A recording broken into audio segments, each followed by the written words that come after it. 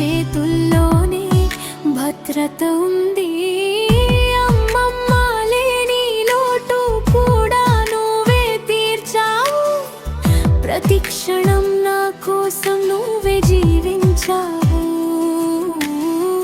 నాకు దేవుడు ఇచ్చిన వరం నువ్వే కదా. నా ప్రతి శ్వాసలో నువ్వే నిలిచావు కదా. ఎన్ని జన్మలు వచ్చినా